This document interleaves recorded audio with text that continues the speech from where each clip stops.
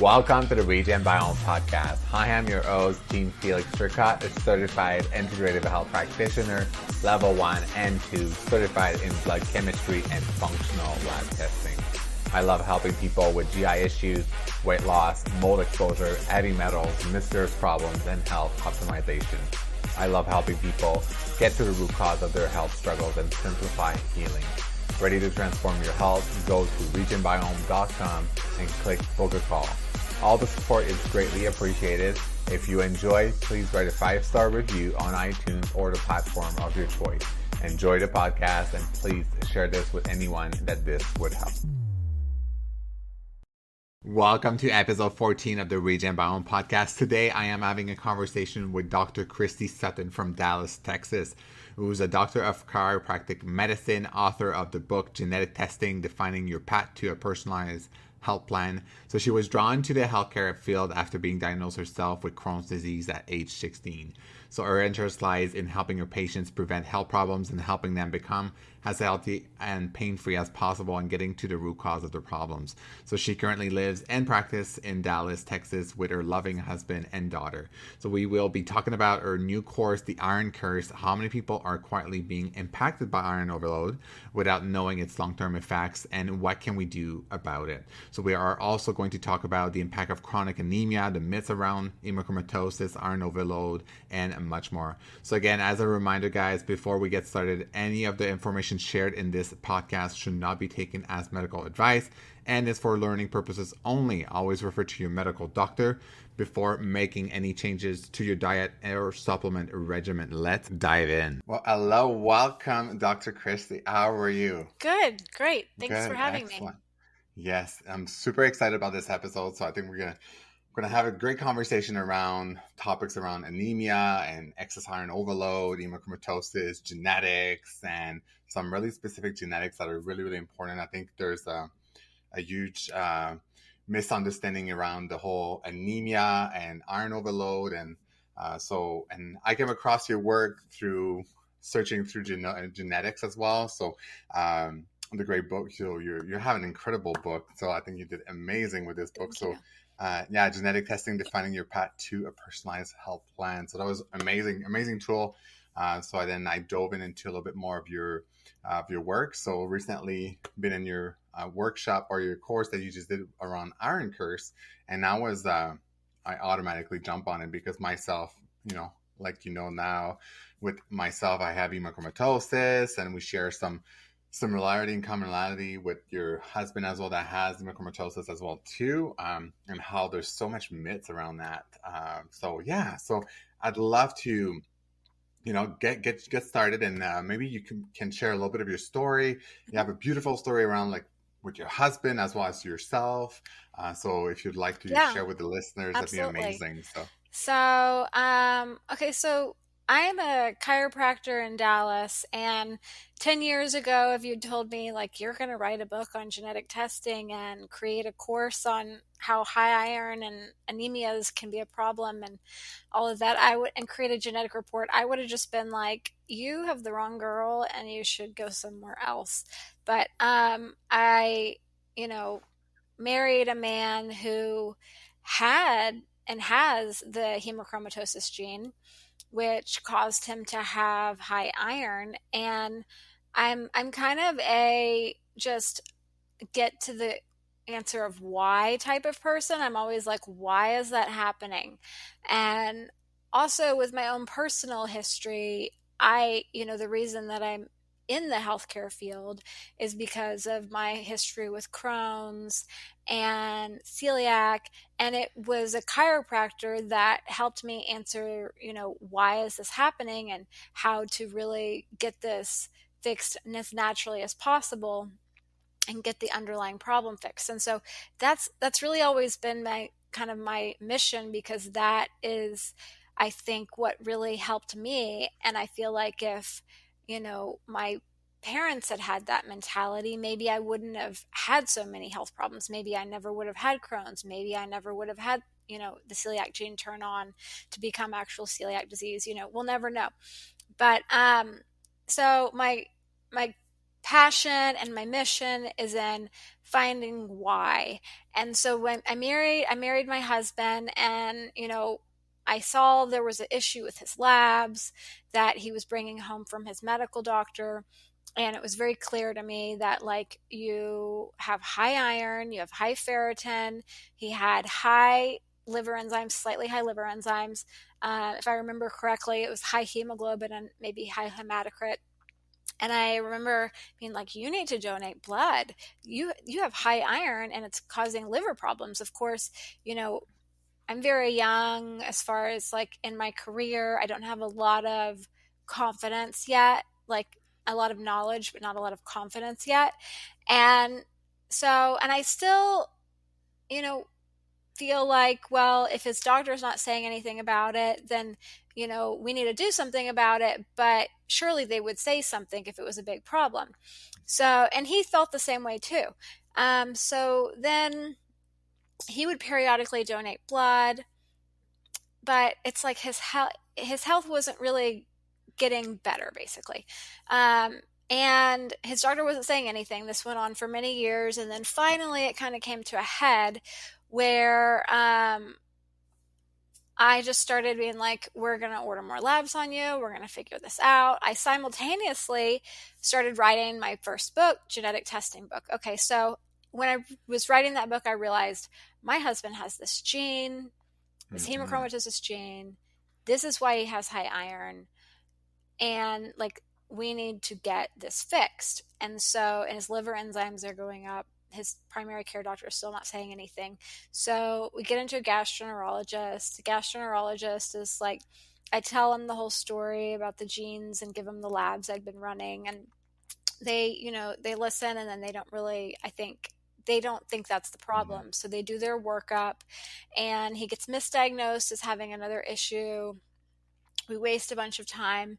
And then ultimately, like, because I'm ordering more labs to realize that that was a misdiagnosis, we're able to get out of that misdiagnosis rabbit hole and go to get referred to the hematologist, which is where we really needed to be in the first place. But I didn't know enough of the time to say you need to go there. Honestly, I was still figuring all this out. You know, everything I've learned has been definitely the hard way. So I'm trying to help people not have the hard way. So anyways, we go to the hematologist, give him the labs, give him the gene. They're like, oh yeah, this is hereditary hemochromatosis. They get him started on the treatment. He gets better as far as that goes. There's like one lab that's not getting better, his DHEA. So then we go to the endocrinologist, and I'm going to cut the story short, but basically he has a pituitary tumor that's causing him to have high cortisol, which I believe, and I didn't realize this till I was writing the book about high iron, but I believe that that tumor was a result of the high iron. And the reason I believe that is because high iron is really, really bad for the pituitary gland, especially the anterior pituitary gland, which is where his tumor is located. So it's very common for people that have high iron to develop cancers related, really driven by that, because high iron creates a lot of damage to the DNA and inflammation, and DNA damage causes cancers. So I have no way of proving that this tumor is caused by high iron, but I don't think it's a coincidence. His liver's better now, but after going through all of this with my husband, because I'm a chiropractor, I can do labs on people. I obviously was interested in genetic testing, and high iron also causes a lot of joint pain. So it becomes, I developed a very good system for looking at genes and labs in my patients. And what I realize is that we have an epidemic of undiagnosed high iron. I'll be honest with you. When I started practice, I thought my problems were the same problems everybody else had. I thought, everybody's low in iron and they all have digestive issues like diarrhea. So in my practice, when people are like, I have digestive problems, I'm constipated, I was kind of like, wow, there's a lot of constipated people. I just figure people had diarrhea because that's what I had when I was having Crohn's. And then the same thing with iron. I'm like, wow, not everybody has low iron. Some people have high iron. And And I think that's common in healthcare for people to think like everybody has your problem. But until you're really looking for them, then you realize what people's problems actually are. And the problem that we have right now in healthcare is that they're not looking at a full iron panel. They'll maybe order one or two or none, and they're not looking at the genes. And it's a tragedy because this is such a easy disease to screen for, diagnose, and treat. And if you don't, then problems start often at a very young age. My daughter's already having, she's already had a high ferritin come back. The only reason we got that blood work done is because I told her doctor to order it. I've told him that she has the gene. They don't care. I'm like, are you going to order the iron panel because she has that gene? So comes back high ferritin, everything else is fine, but they don't even say anything to me. The only reason I know that is because I looked in the portal. And of course now I'm going to be responsible for fixing this. And if you've listened, which I know you took the Iron Curse course, you listened to the story of my colleague who I diagnosed as having hereditary hemochromatosis at age 5 and her tragic story of not being able to get the treatment that she needed. So, Mm. the writing is on the wall. I know what that's going to look like. So that's my introduction. I don't want to, go on a rabbit hole like I can sometimes, Ah, but that's a little bit about me. no, thank you so much for sharing. And I think there's so many things that you brought up to light, and I think this is such a common things that a lot of people experience in the medical space right now in conventional medicine, which is really unfortunate because that's basically what happened with myself, being juggled up and basically being dismissed completely around this thing, right? Because I had excess iron in the past, and when I went on a vegetarian diet, then I went vegan, and I was like, oh my gosh, I feel tired, so I'm probably low on iron. Not knowing that I had this hemochromatosis gene, so which having the homozygous copy of the C282Y genetics, which is the more, what would you say, severe or Yeah, that's probably and the worst option. It could get yeah, worse, but it rarely does. Rarely do and people have three. and I came across with another friend of mine. We came across some other research, which I'll be happy to share with you in regards to some of the people, even with the homozygous, but they also have a different genetics and a different kind. I can't remember off the top of my head, but makes, even though if you have the homozygous, it actually helps you have a more balanced ferritin. So it's kind of like interesting, but I'll be able to share that with Yeah, you. yeah, But with myself, it was interesting how like my levels were over like 237, and for most people and doctors, I think like what you explain as well and what we see normally is we'll see levels, they won't do anything until your levels are 400, 500, or even above to potentially screen you for hemochromatosis. But by that time you already have liver damage, so I'm permanent. like, You this already is, have permanent damage. Yeah, so that's a huge concern. So but yeah, so and then one thing that you also shared was your husband only has one copy of the mild form of hemochromatosis. So what was the general answer, and maybe break the myth around, all most people say, oh, it's, and even myself, starting to run genetics with clients, and I'm like, oh, you're good, like you're fine. It's like, it's nothing like me, but, and I'm like, wait a minute. right. So maybe you can share and talk more Yeah. about that. Okay. So there's one of the, I think, most damaging myths out there right now that I'm really trying to kind of end with the Iron Curse book and webinar is this idea that you have to be homozygous, or you have to have at least two of these hemochromatosis genes to have hereditary hemochromatosis. And that's not true. You can have one. Many people do Yes. develop hereditary hemochromatosis with one.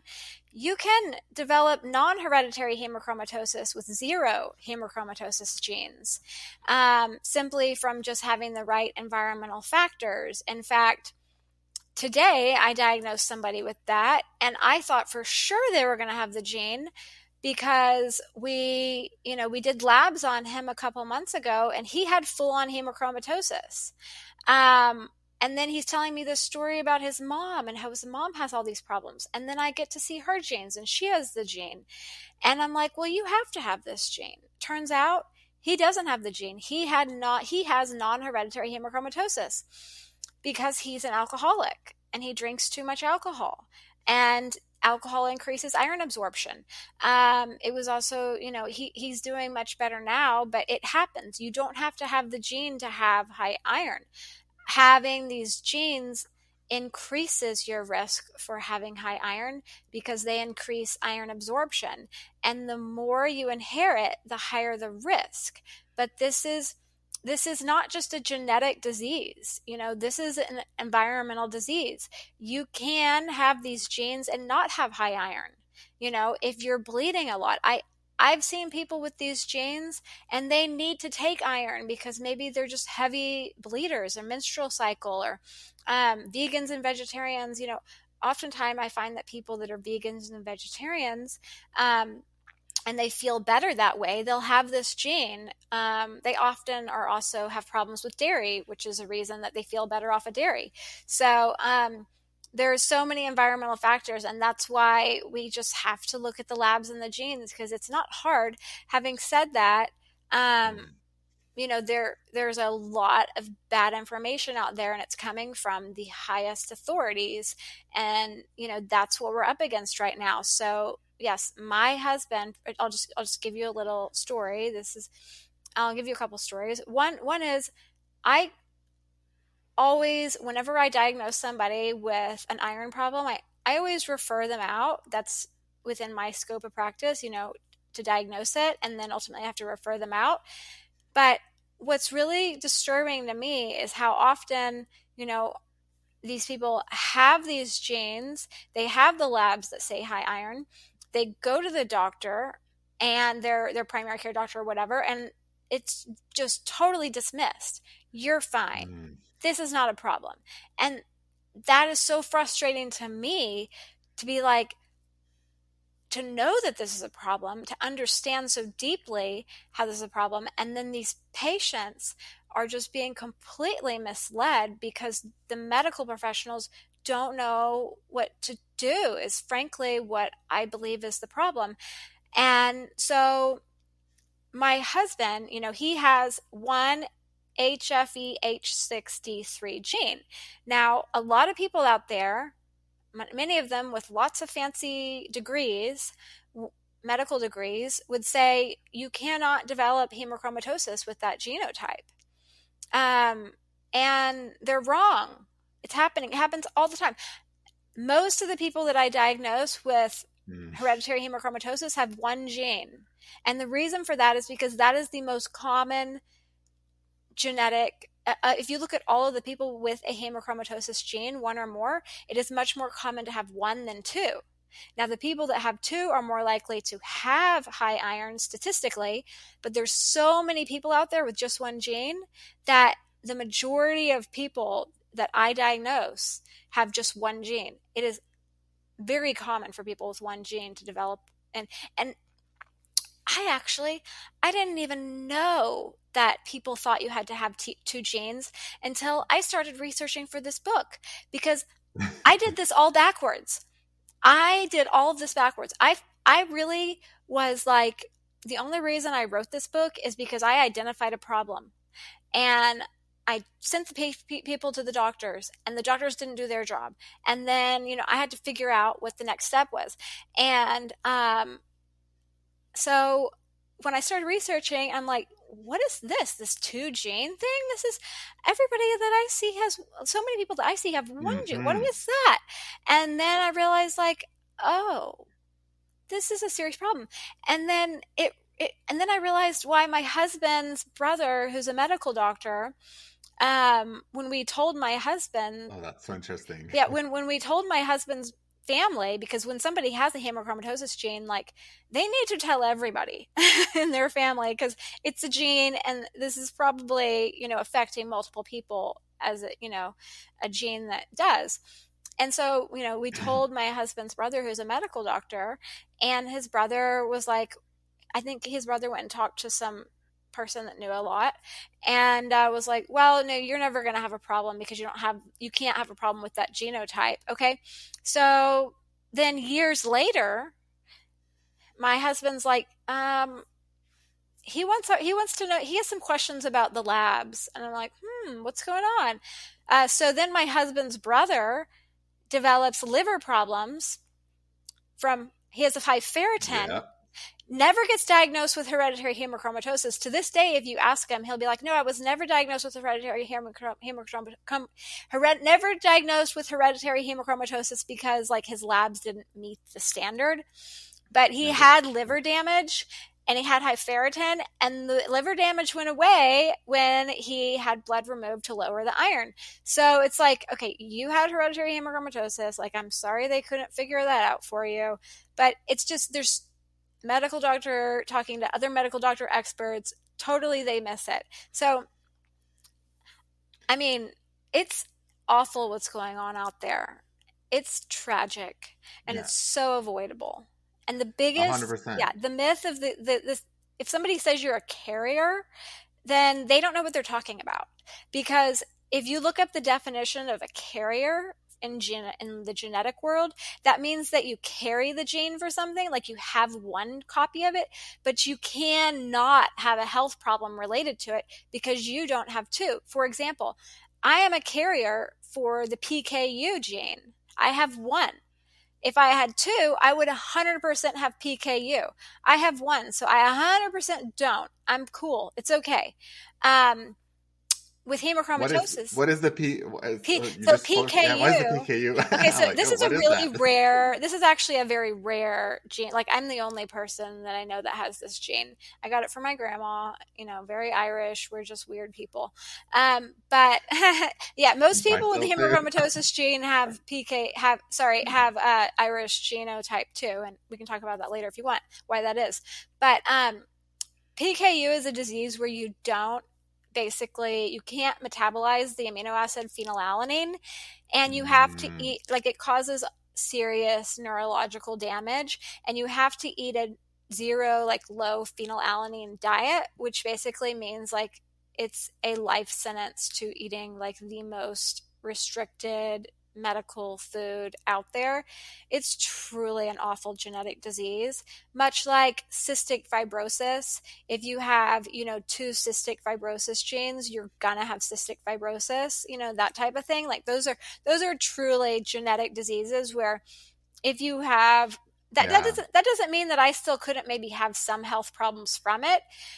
And I think in the world of genetics, like, there's a lot that's going to be discovered about our myths about genetics. Like, maybe this idea of being a carrier is not really right in general in genetics. Like, maybe people that just have one have different health problems for things like me, PKU. I don't know what they might be. I mean, I know that I don't eat any aspartame because aspartame turns into phenylalanine, and I have this concern that it's going to be a problem, which I know it's bad for your brain anyways, but that's a different story.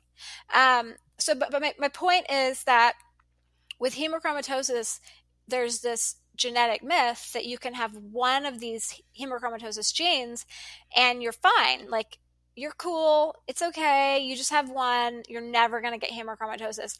And that's the carrier myth. And like, I'm the only person out there that I know of that's like, this is a myth.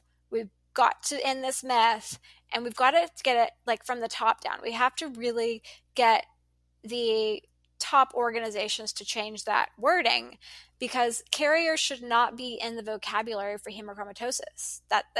It's completely inappropriate because so many people that have one of those genes develop hemochromatosis. They're not carriers. Exactly. And I think that's why the big concern with genetics, because so many genetics companies are popping right and left. And the thing is, when genetics is interpreted without a human being, with only yourself, I find there's some cautious thing.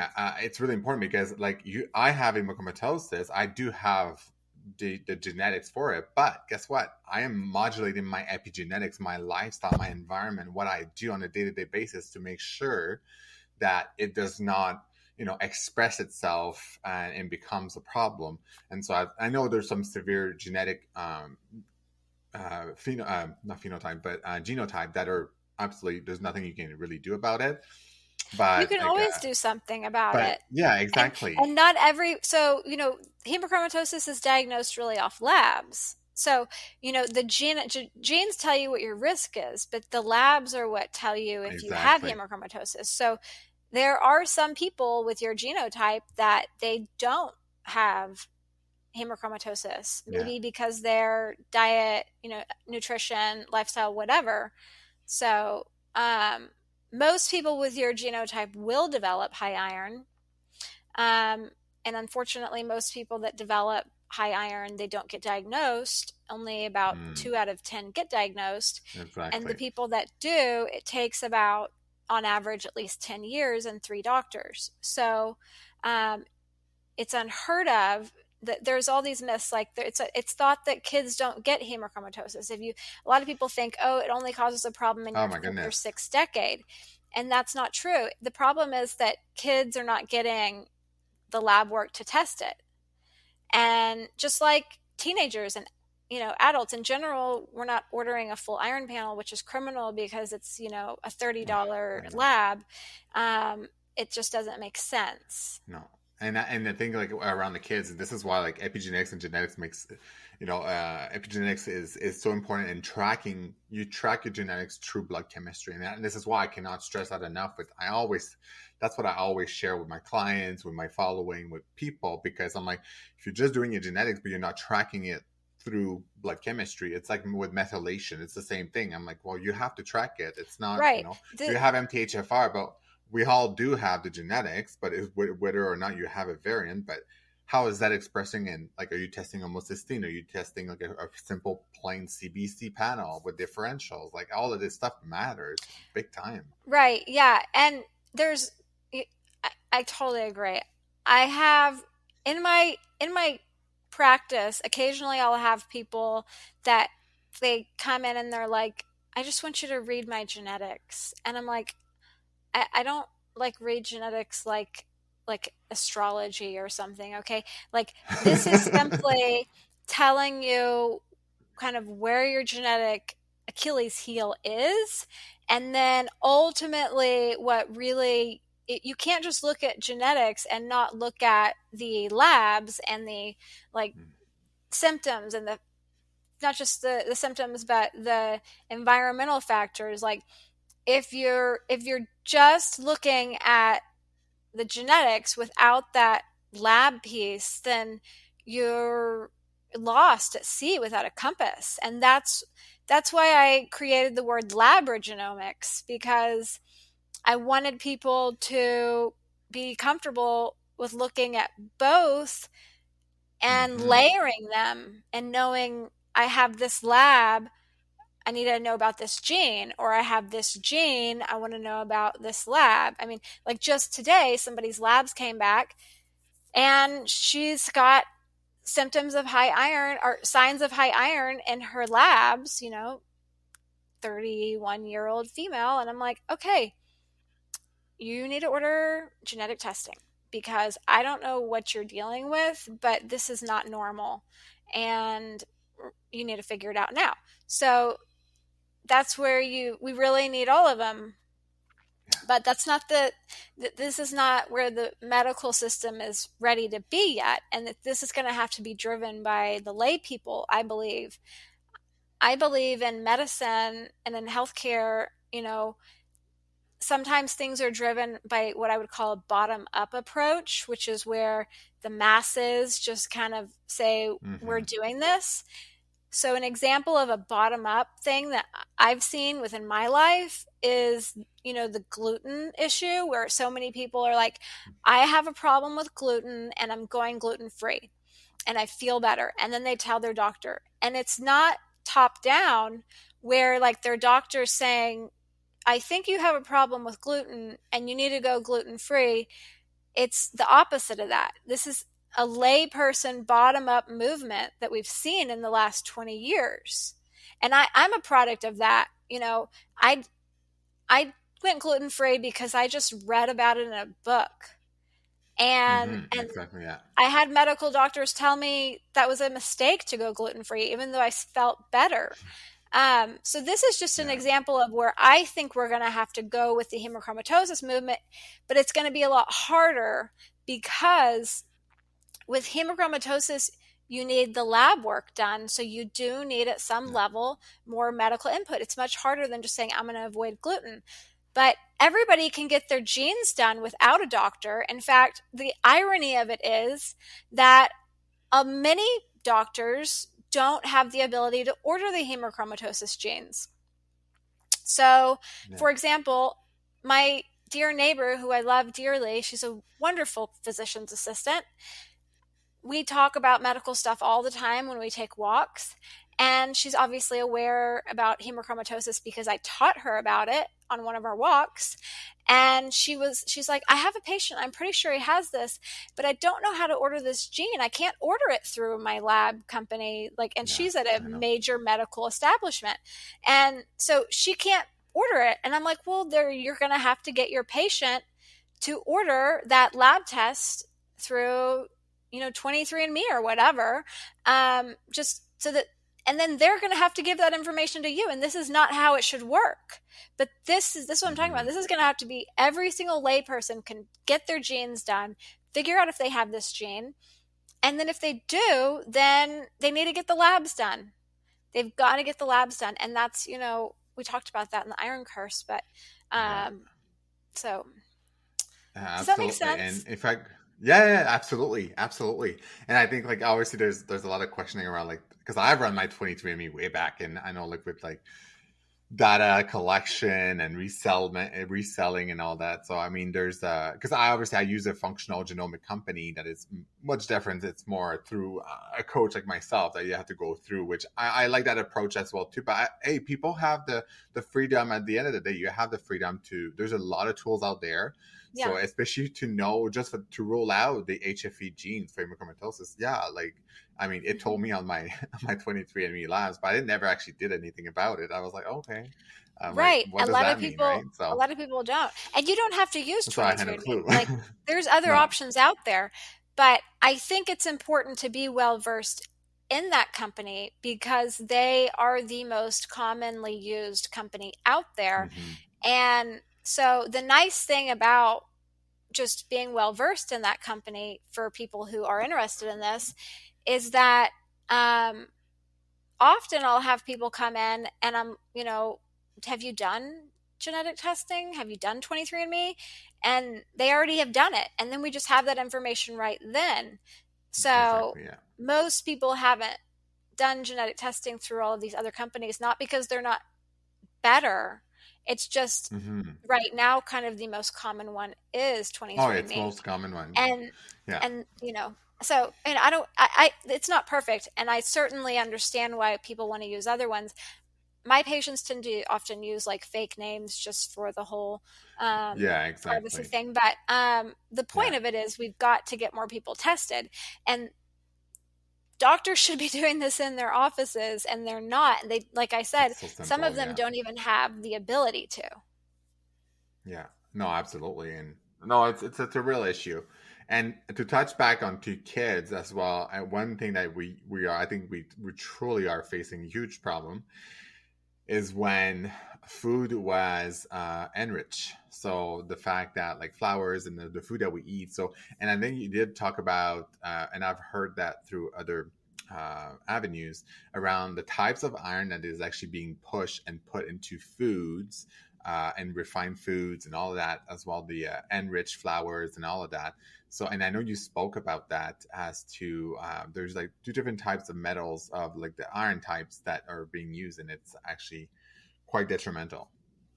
Yes, so there's multiple different types of iron that are being added to processed foods. So years ago, they basically this is what happened. Processed foods started to be more standard and normal, and when you process foods, you basically take out the nutrients, which means that nutritional deficiencies became more common because they were stripping the food of Yeah. nutrients. And in order to combat that, rather than just, saying these foods are junk and we should be eating whole foods, they said, let's add some nutrients back to these foods. And so then they add, they add folate or folic acid, and Folic you can acid, just look, yeah. they'll add various vitamins, B12, folic acid, um, and then they'll add iron. That's to fortify. So whenever something's fortified, that means they're fortifying it, they're making it better, is what they're trying to say. They're not making it better. They're just stripping out all the really key nutrients, and they're adding back a couple, low quality, crappy, low quality nutrients. And Forms, yeah. yeah. So like if they strip out folate, which is the naturally occurring, B9, then they'll add back folic acid, which is synthetic and not as good. So if they strip out naturally occurring iron, then they'll add back a type of iron, and they just put on their iron, but they don't say what specific type of iron they're adding. And so the problem is not just that they're adding these low quality nutrients, but of the many different types of iron that they can and do add to foods, we know that at least two of those forms are carcinogenic and increase the risk for colon cancers. And we know that they're not telling us what form they're adding. So even if we knew exactly what we were looking at avoiding, we couldn't, because they're not telling us what iron they're putting in there. So there's really no benefit to even like memorizing the type of iron that's a problem, because they're not saying what type they're putting in there. But you just have to assume that they're putting something bad in there. And there is a risk. Processed foods carry lots of risks, but that is one of the risks, is that you might be eating a processed food that's been fortified with a carcinogenic iron. So that's especially bad Like, for people with high iron, but it's not particularly good for anybody. and kids in general, I mean, eating a tons of cereals, a ton of these products. So it's even more common to have excess iron with so many children nowadays. So Yeah, yeah. Um, with kids, I what I see with kids is that kids don't tend to have high iron unless they have the hemochromatosis gene. okay. And then with kids, it's very common to have iron deficient anemia. So Hmm. and adults too, iron deficient anemia is very common, and it's a Yeah, let's serious talk about issue. that. Yeah. But with kids really don't tend to have high iron unless they have that hemochromatosis gene, is what I see. With adults, you see more adults with high iron that don't have the hemochromatosis gene. Statistically, the people with the hemochromatosis gene are going to be more likely to have high iron. But there's lots of adults out there that have high iron and they don't have the gene. They've just had more time to accumulate it. They're doing more things that really, are causing them to have high iron. Whereas kids, if they don't have that gene, but if they have the gene, there's a serious risk there, and they're not getting diagnosed, period. Oh yeah, no. So, but if you want to talk about iron deficient anemia, I'm more than happy to talk about that, because, Yeah, I absolutely. personally Yeah, deal with that. So, yeah. So because it's I know. Oh, so sorry. Because I know, like, there's different types of anemia, and then there's chronic disease of anemia. So it could cause, because the thing, pathogens loves iron, right? So, and I've quickly spoken about that in the past, but yeah, let me yeah, tell us yeah. about like your story around that. Okay, so there's multiple types of anemias, and we talked about this in the Iron Curse webinar, and I have a whole section in my book on on anemias in my upcoming Iron Curse book. But basically, the most common type of anemia is iron deficient anemia, which there's lots of different causes for that. So there's multiple types of anemia. There's iron deficient anemia, there's copper deficient anemia, and copper deficient anemia creates iron deficient anemia because you need copper to absorb iron. Um, there's and also to be able to transport iron in and out of the cell. Hmm. There's aplastic anemia, which is where you get like not enough red blood cells because your bone marrow is not creating enough.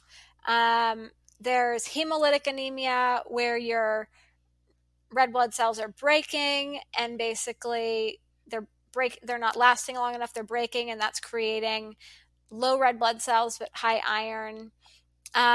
There's anemia of inflammation, which is often called anemia of chronic disease.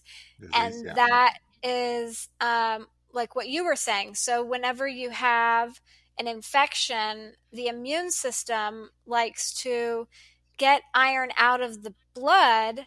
And the immune system knows that like parasites and bacteria, and they need iron for their survival so they can thrive. One of the things they're getting from us is iron. And so the immune system knows that if there's a lot of iron, you're going to be more likely to not be able to get over this infection, which is why people that have high iron tend to have more infections. So the immune system knows that Mm-hmm. if somebody has an infection, it's going to get the iron out of the blood, and it sequesters the iron in the liver and in the macrophages, part of the immune system. So you'll see like accumulations in the spleen, especially in people that don't have the hemochromatosis gene, and then in the intestinal lining. And so basically, this is decreasing the absorption of iron, but it's also decreasing the amount of iron that's in the blood whenever you have an infection. Now, if you have a chronic type issue, then you'll see it'll create a long-term low iron issue because you're not absorbing enough iron. And that is, on labs, that looks like a high ferritin, because you're storing lots of iron as ferritin. And ferritin's also an inflammatory blood marker Acute response, because or there's yeah, lots so of yeah, yeah, inflammation. Yeah, but it's not just acute. It can be chronic too if you yeah. have Chronic as chronically well, yeah, yeah. high inflammation. Mm. It signifies there's inflammation. Um, and and then you'll often get like a low serum iron, or a low iron saturation, or like a high TIBC or a high UIBC, that type of stuff. So that's anemia of inflammation, which is pretty common. And then but iron deficient anemia is, the mother lode. Some people out there say copper deficient anemia is the mother lode. I would wager that it's iron deficient anemia, although I'm not trying to undermine copper deficient anemia. I know that that is an issue out there that does need to be seriously looked at. Having said that, because females particularly tend to be at a higher risk for iron deficient anemia, the reason that they tend to be a higher risk for iron deficient anemia is because they menstruate. And there's a lot of women out there that have very heavy menstrual cycles, and they are bleeding, and the main thing that you lose when you bleed, you might lose a little bit of copper, but you lose a lot of iron. That's why when somebody has high iron, one of the treatments is donating blood. I talk about many other treatments in the Iron Curse, and they're wonderful and great too. Diet supplements, all that. Having said that, there is no doubt that the primary thing you lose when you're bleeding is iron. And so Mm-hmm. women tend to have issues with iron deficient anemia for that reason. It's so common. Kids often have issues with iron deficient anemia too, for different reasons. And their reasons are largely because they're on a high calcium diet. Calcium binds to iron. They're growing very Mm-hmm. quickly, which uses a lot of iron. Maybe they're picky eaters. They're not getting enough iron. Those are the big reasons for the kids, but it's very common for kids to be low in iron, and they're not diagnosed properly either. Men can be low in iron too, just because they're not getting enough in their diet, and or maybe they have a bowel problem. For example, I tend to have low iron if I'm not really careful, because I have Crohn's, celiac. I don't eat gluten. I try really hard to keep my gut healthy. But when I was 16 and they diagnosed me, they took a foot of my small intestine out. And so, I'm kind of playing with not a full deck of cards here. And I don't mean like mentally. My brain's good. It's just my gut's not great. Um, so I don't have as much intestines to absorb iron. I'm also Absorption, yeah. menstruating female. And then the other reason that females tend to get really low in iron is pregnancy. Pregnancy is a black hole for iron. If you can have hemochromatosis and the treatment would be get pregnant because you're going to deplete that iron. But it's hard to get pregnant if you have hemochromatosis because hemochromatosis causes infertility, which is tragic. And I'm dealing with somebody, that was my patient today. They're crying about infertility. And I'm like, well, the problem is that you had undiagnosed hemochromatosis for a long time, but I'm not telling them. We're just trying to get them as healthy as possible. But yeah, high iron will cause infertility. It'll cause heart problems. It'll cause joint pain. It'll cause liver problems. That's a big one. That's probably the most well known, but it makes Yeah. sense because iron's stored in the liver. It'll destroy your brain. Um, you know, through the iron curse, I have this whole lecture on just all the problems that iron causes, and it's a lot. It's a long, deep list. Mitochondrial issues, That's you name huge. a problem, I can tell you how high iron causes it. Literally, you name a problem, high iron can cause it. I'll tell you how.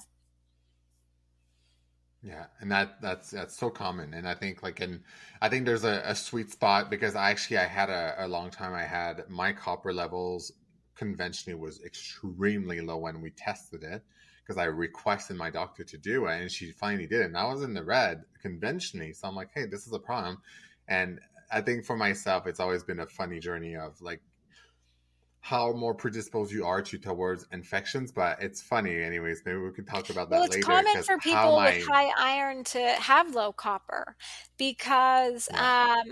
and just the serum copper is not the most wonderfully accurate test out there, although it's Hmm. worth Yeah, ordering. But ceruloplasmin as well, and seroplasm, certainly, and then maybe even like a hair analysis just to see what's going on in the hair. yeah, But, high iron does inhibit absorption of copper.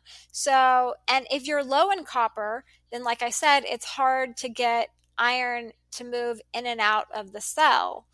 It just gets stuck in the cell. So you get this iron loading in the tissue, which is really bad. yeah, and also I think one thing too that has been really working as well. I think myself is making sure I have proper zinc too. So I think too Yeah. is And yeah, high iron will cause low zinc hmm, also, and then low zinc will cause more iron related problems. So yeah, and low copper certainly, and like that's so many yeah. things.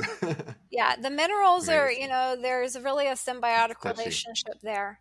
And when you Yeah, start getting high in iron, you often like start getting low in a lot of the other ones.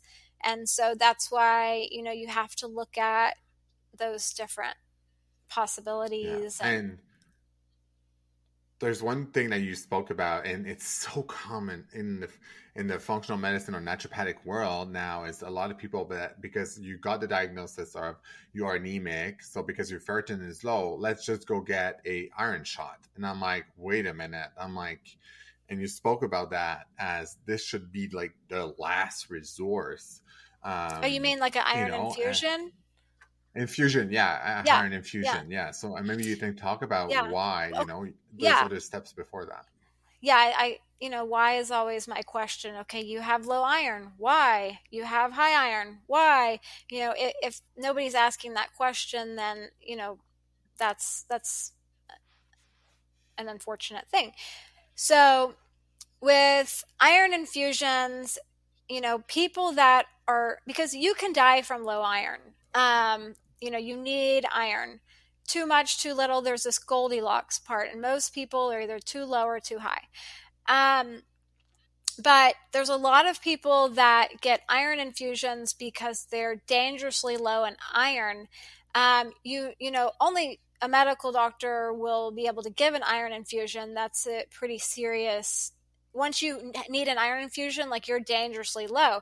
So this is a common treatment that people that have, like pregnant women often get iron infusions because they're so low in iron from being pregnant and their doctor just didn't get a handle on the iron deficient anemia properly. I see that a lot. Not with my patients. My patients don't have that problem.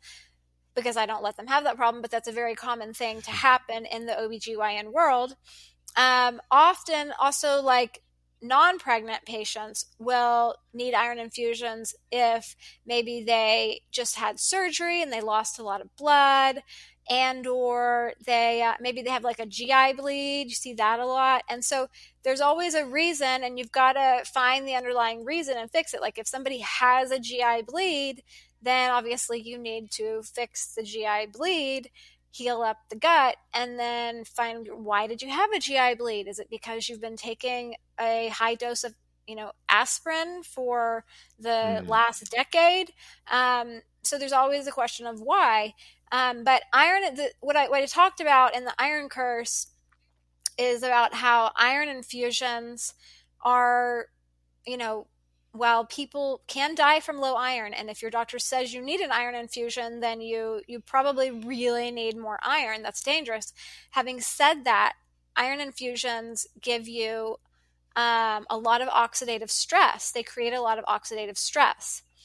And oxidative stress is like if you cut an apple and you just let it sit out, it's going to turn brown. And that's the oxidative stress. That's the oxygen in the room is reacting with the apple, and it's causing damage to the apple, which is why you can see it turn brown. Oxidative stress is also what causes rust. So, if you imagine something rusting and becoming rusty, that's what's happening inside the bodies of people that have high iron. They're rusting on a cellular level from the inside, very deepest inside their body. And so oxidative stress is caused by high iron. Oxidative stress is also caused by iron infusions. The reason for that, even in people that have low iron, they're going to have a lot of oxidative stress from that iron infusion, because that iron is not bound to transferrin. The body's designed to keep iron sequestered by transferrin. Like iron is supposed to be bound to transferrin to travel throughout the blood. And the reason for that is because the body is really smart, and it knows that if it doesn't bind transferrin to iron, that iron's going to go cause damage somewhere, because it's just unbound and it's just going to go react to something. And it's just going to kind of go react wherever it wants to go. Now, the body's not going to let that happen. And so when you eat iron and you absorb it in your intestines, it gets attached to a transferrin. And the transferrin is like the chaperone. It's the chaperone that says, okay, we're going to go here and you can go here and I'll drop you off there. It's like the chauffeur. It's like, I'm going to pick you up and I'm going to make sure you get to where you need to go. And you can go there, but, only because I took you there. Now, with an iron infusion, the iron goes directly into your blood and it bypasses the digestive tract, which means that it has bypassed the transferrin, chauffeur, chaperone. And what that looks like is a lot of iron just getting out there in the blood, going wherever it wants to, reacting, causing oxidative stress, causing rust and damage throughout your body.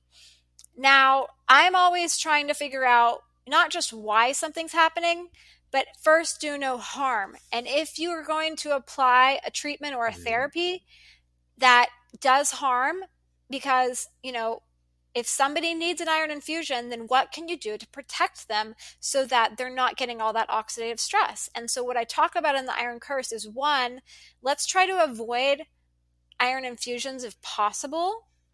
But if you need one, what are some things you could consider talking to your doctor about doing to decrease the risk of oxidative stress damage? And that would look like lots of antioxidants. So like lots of glutathione. Ideally, if somebody's getting an iron infusion, I would love for their doctor also to give them a glutathione infusion and a vitamin C infusion, and then orally. Of course, doctors aren't going to do that. Maybe they will. If they do, great. If they don't, then you can take, a lot of antioxidants orally, not just through supplements, but through diet too.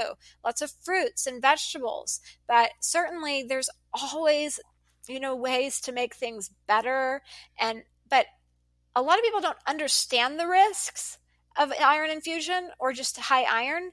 Um, and so they don't really, and they don't understand how to kind of modulate them. And that's what I'm trying to kind of Yeah, get people to understand. Not, don't just diagnose this, but what do you do to protect yourself and your family? exactly. And that's the thing, 'cause I mean, joints and things like for me, my joints was, I think, something that a little bit, it's not so bad. Like I've been actually doing much better. I went to do a blood phlebotomy last week actually, so that was really really good, or the week before. Did So you feel hopefully better a lot. afterwards? Yes. So, and this is the Yes. funny thing because there's a lot of research and studies around. So, what I experienced. So, I've been myself. I've been the whole experiment the whole time. But it was so funny how I was not. I did not donate blood for a period of 6 or 8 months, almost. I think 8 months. But in that period of time, so I actually started taking lactoferrin, which is a great iron chelator per se. They say according to some of the research, but also as a great iron absorbent as well too, especially in pregnant women that are deficient, anemic. So there's a great studies on those.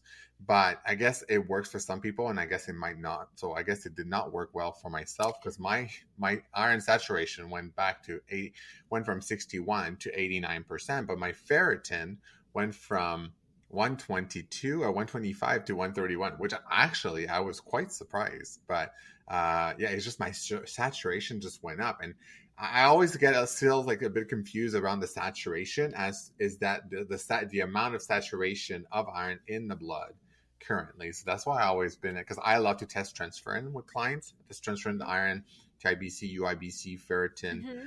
obviously like copper and all these ones. But yeah, the saturation, it was quite interesting for me. So Yeah, so, with lactoferrin, I don't have a lot of personal, like, clinical experience with that. That's not really the route that, like, I've kind hmm of experimented with.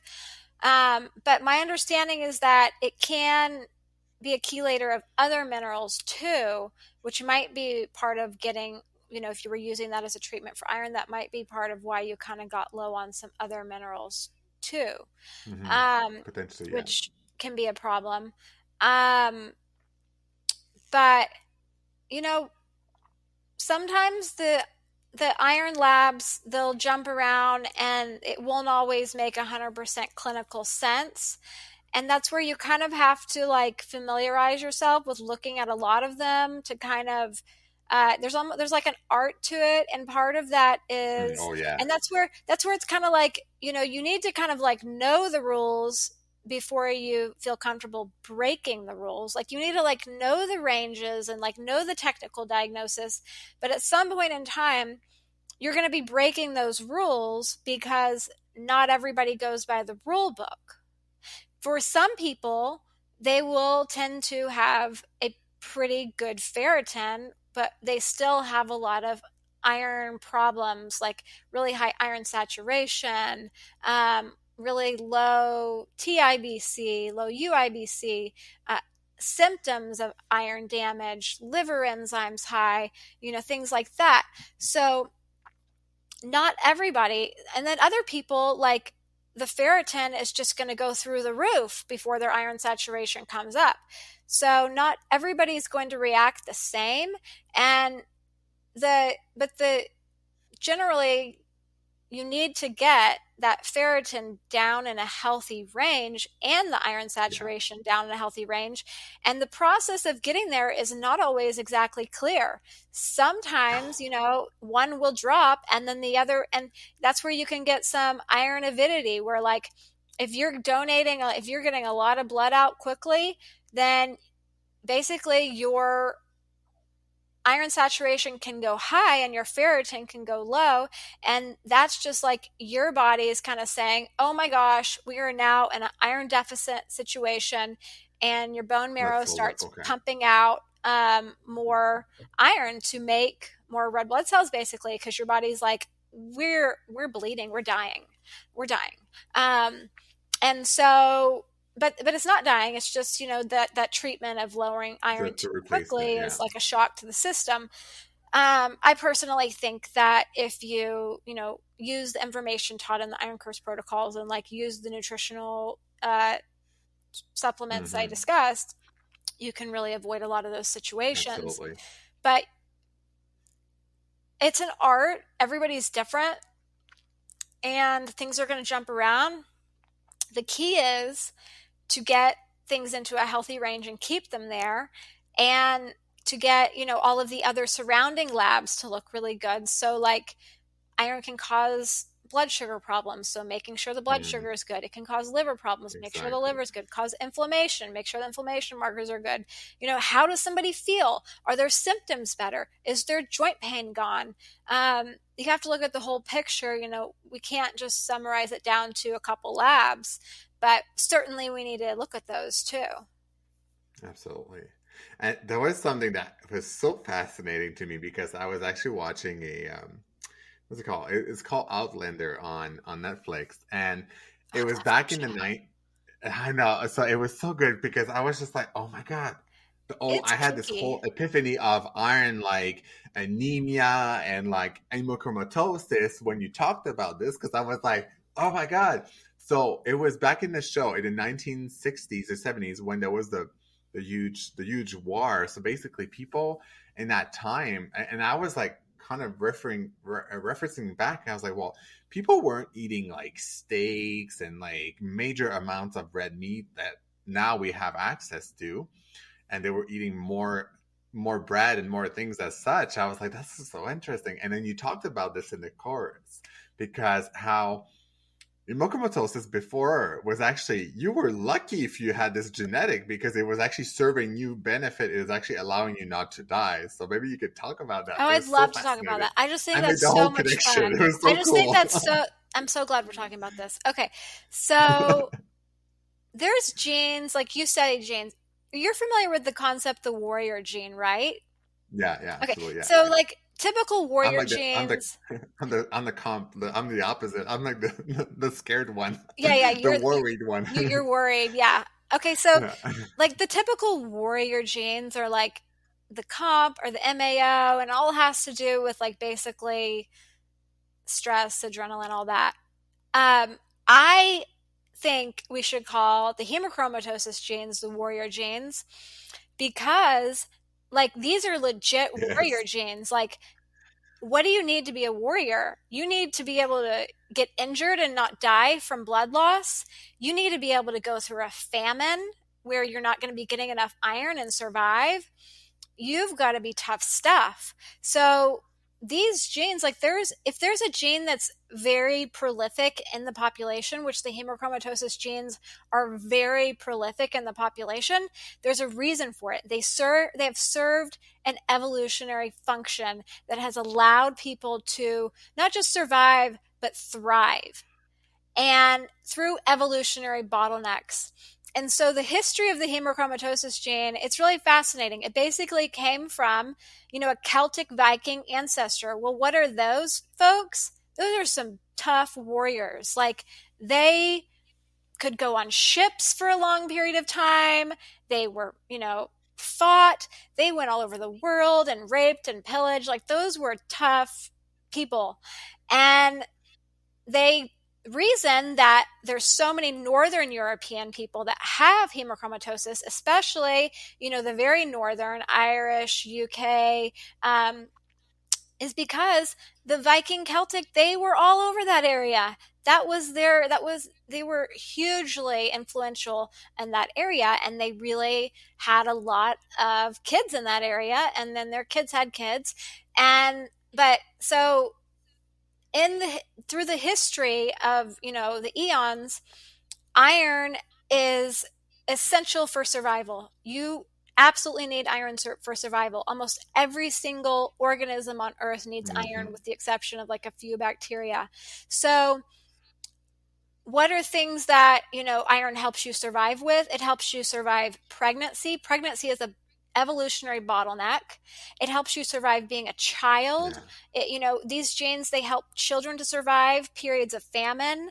And like there's all these kids with low iron out there, they could die in a non-iron rich world where McDonald's is not at every corner, where I literally know. it's like we just don't have food, we're not eating today, I'm sorry. It's there's no food. Famines, injuries. Iron is key for, I'm sorry, iron is key for all of these things. And so this gene, it was a blessing. You know, the book and the webinar, they're called The Iron Curse. Well, it's also, the Celtic curse is thought, the hemochromatosis gene has been Yeah. called the Celtic curse. It's been called the Irish curse because so many people in Ireland have this gene. I just changed it to the iron curse because I have seen so many people with in a totally different genetic populations that have this gene and have this problem. And that's probably because I'm an American, and in America we have so many people from different parts of the world, so I have, like our front desk girl, she's from Honduras, and she has the gene, and she's not, she's Hispanic, but she got it from her father, who has lots of health problems. I've seen people from the Mediterranean, Yeah.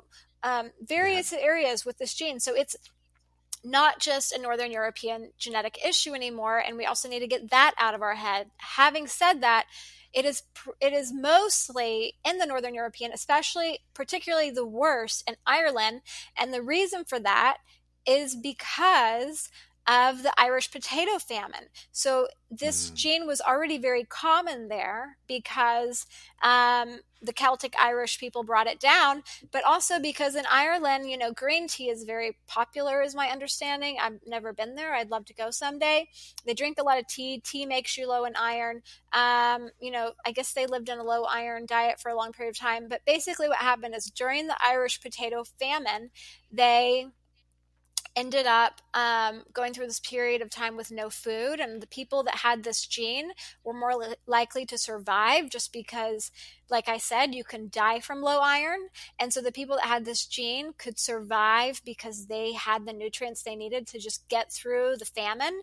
And then so what happened was there was this explosion of hemochromatosis afterwards, because a lot of the people without the gene died, and a lot of people with the gene survived, and then they got My babies. together Yeah. and they had, what were heterozygotes become homozygotes. And so it's like the highest population in the world.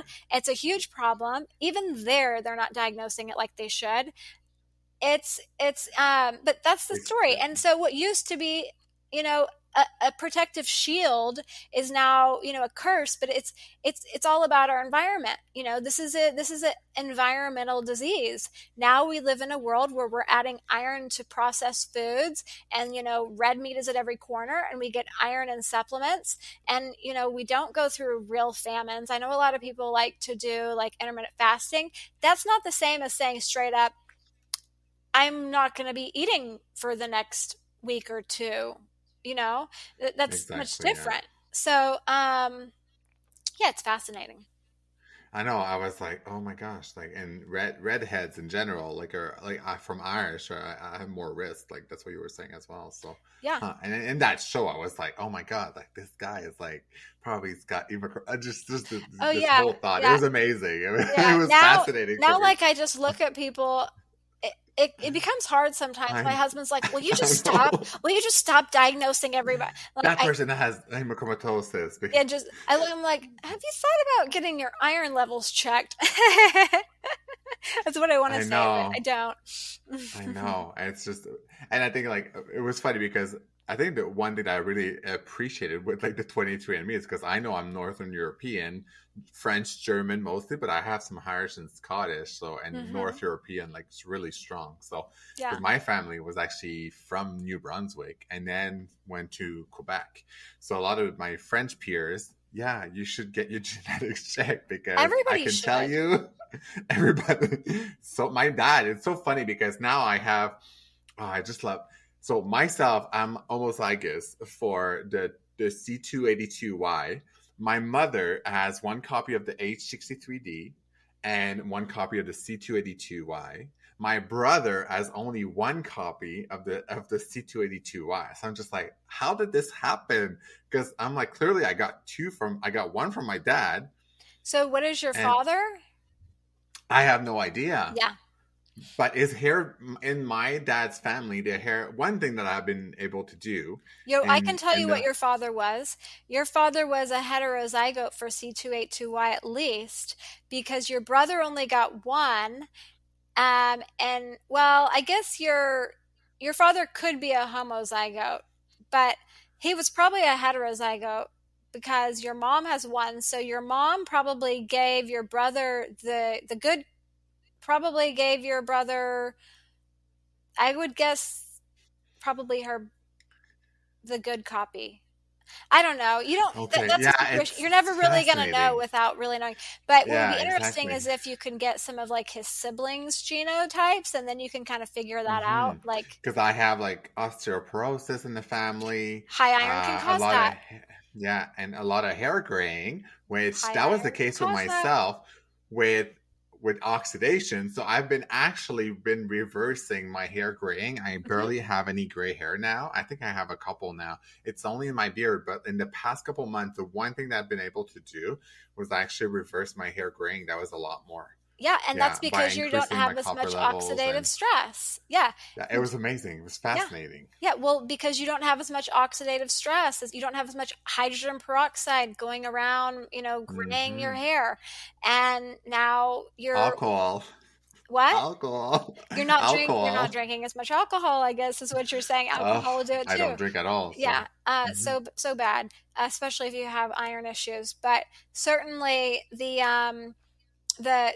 the fact that you don't have as much gray hair is also, that brings to the point, high iron also increases aging and can dramatically take time off of your life. A high ferritin can take like 20 years off your life. This is huge. Why Mm. are we not looking at this Oh closer? wow, And so you have slowed down aging and, given yourself a longer, not just a better life, but a longer life. absolutely. No, I'm really happy with that, and it's been great. So, and I'm glad I came, aware of what was happening with myself and going to blood chemistry because it's. I mean, if you don't run blood work, I'm like you're missing out. Most people do blood work once a year, if you're lucky, and most people won't even get a full iron panel. Like often, I'll see Yeah. years and years. My brother hasn't had a blood work in over 12 years, Yeah. 20 And he years, I think. probably has high iron too.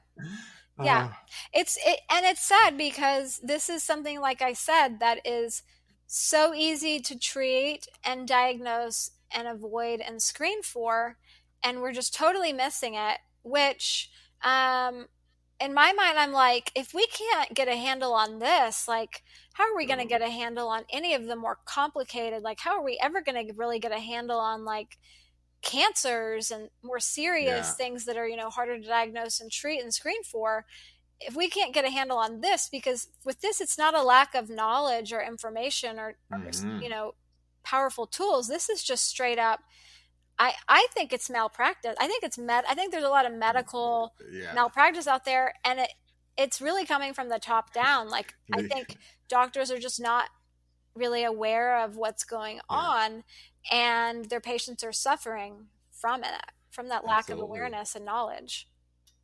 And I want to be respectful of your time. I'm not sure how much more time you have, but I'm like, I should really probably up get to off you. pretty soon because I got to go pick my daughter up at school in a minute. But this has been fun. We should do it again. Okay, Yeah. perfect. Yeah, and maybe last, because I know there's a huge issue with the iron and like oxidized LDL, and this is why screening that and like hypertension and we talk a lot about blood glucose dysregulation, diabetes, and all of that stuff. So how the excess iron is a huge problem. So in Yes. regards to that, Yes. especially the LDL. I'm like I'm a huge fan of nitric oxide, and I'm a big fan of nitrate supplement. Like, Yeah. But but yeah, you have to be careful with that because if you have high iron and you take nitric oxide and you boost nitric oxide, you can actually create more peroxynitrates, which can create cardiovascular damage and problems. So, like in this webinar, I talked about how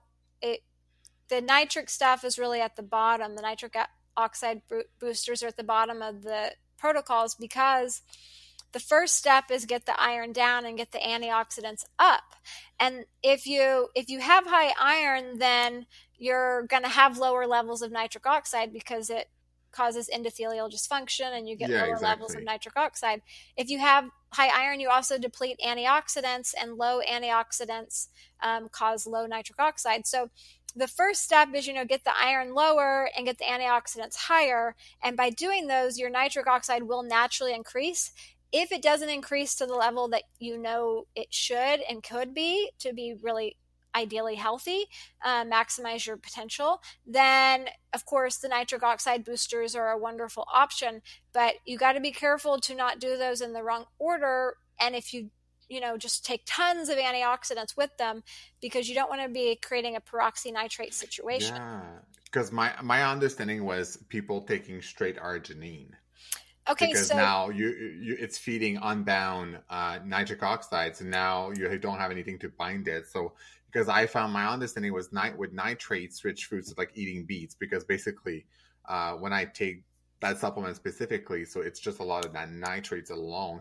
But there's a lot of supplement out there with a ton of arginine, which that was my understanding that this is increasing the wrong thing that we don't want. So yeah, so certainly with arginine, you create more of like the really problematic nitric oxide, but you can do that with if you just take exogenous nitric oxide, then even if it's just exogenous nitric oxide, like if you're just taking nitric oxide, then that can still turn into the peroxynitrates if there's not enough antioxidants. And if you have high iron, then you are at a much higher risk for having low levels of antioxidants and high oxidative stress. Yeah, huge. So yeah, it's so you just have to be careful to do it, kind of in the right order. Good. Oh, and one last thing, I'm like, about that, this was so profound when you talked about NAC as to why there's a difference with some people that you can take NAC and it can be an issue when if your iron level is too high. Yeah. So